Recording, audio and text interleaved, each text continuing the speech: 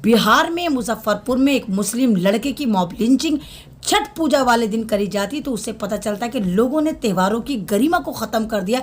लोग त्योहार की आड़ में भी झूठ बोलते हैं, लोग त्योहार की आड़ में भी लोगों का मर्डर करते हैं। जिस तरह उस मुस्लिम लड़के को मारा गया, उसका कत्ल करा गया, उसकी मॉब लिंचिंग करी गई है, ये एक निंदनीय और ये आप लोगों के लिए सबक है जो आप अपने इलाकों को, अपने कुनबों को छोड़ कर दूसरे कुनबों में जाकर अपनी लाइफ पार्टनर तलाशते हैं। अगर आप गरीब हैं तो आपका कोई हक नहीं है आप दूसरी कम्युनिटी की लड़की से मोहब्बत करें या दूसरी कम्युनिटी की लड़की आपसे मोहब्बत करे। अगर आप अमीर होते तो ये चलता, तो आपको अपने ही ख़ानदान में, अपने ही कुटुंब में, अपने ही मज़हब में शादियां करनी चाहिए जिस तरह भारत के हालात है। नहीं तो फिर आप मॉब लिंचिंग के लिए तैयार रहिए जिस तरह मुजफ्फरपुर में एक मॉब लिंचिंग। अस्सलाम वालेकुम, मैं एक बार फिर आपके सामने दिल्ली से अमन रिजवी।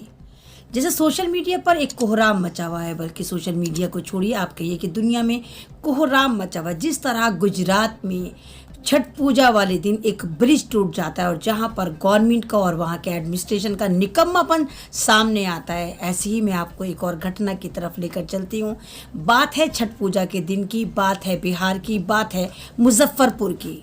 मुजफ्फरपुर में एक लड़का जो एक नॉन मुस्लिम बहन से या नॉन मुस्लिम लड़की से मोहब्बत करता था, और ये मोहब्बत कोई नई नहीं थी, 4 साल पुरानी मोहब्बत थी और इन 4 सालों में दोनों एक दूसरे के बहुत करीब थे। उस छठ पूजा वाले दिन वो लड़की उस मुस्लिम लड़के को बुलाती और कहती आओ दोनों एक साथ छठ पूजा मनाएंगे, दोनों एक साथ इस त्यौहार को मनाएंगे। वो लड़का वहाँ जाता है, ना मालूम ये लड़की ने प्री प्लान करा या ना मालूम उसकी फैमिली को किस तरह पता चल जाता है। लड़की की फैमिली को पता चल जाता है और लड़की की फैमिली आवारा सांड की तरह उस लड़के के पीछे दौड़ते हैं और फाइनली उस लड़के को मॉब लिंचिंग करके मौत के घाट उतार देते हैं।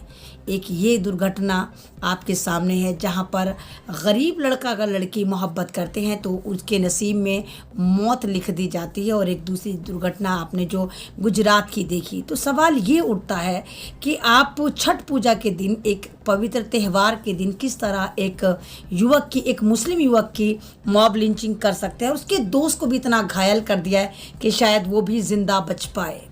एक तरफ गुजरात को हम नहीं भूल पा रहे हैं, गुजरात में जिस तरह मौतों की संख्या बढ़ती जा रही है और 180 के करीब अब तक पहुंच चुकी है और अभी भी नामालूम कितने लोगों का यहाँ पर और जो है वो ज़िंदगी का चिराग बुझेगा। और आपने जिस तरह देखा कि हमारे इवेंट के जो एक ठेकेदार हैं मोदी जी, वो वहाँ पर भी इवेंट सोच रहे थे और 2 दिन में वहाँ पहुँचते हैं। बाकायदा अस्पताल की डेंटिंग पेंटिंग मरम्मत होती है, कायदे में तो मरम्मत जो होती उनकी डेंटिंग पेंटिंग जो होती वहाँ के मरीजों की होनी थी, लेकिन यहाँ पर उल्टा हुआ।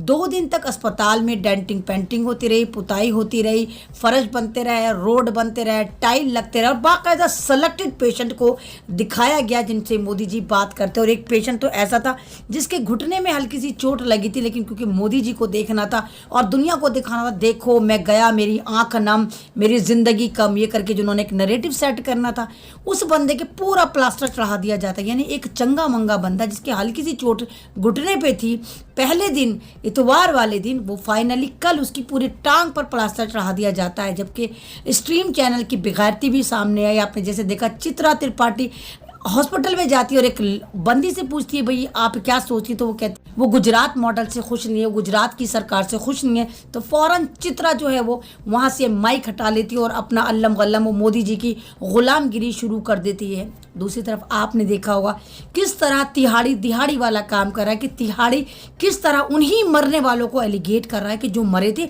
वो जानबूझकर मरे हैं, उनको नहीं मरना चाहिए था, उन्हें पुल पर नहीं जाना चाहिए था।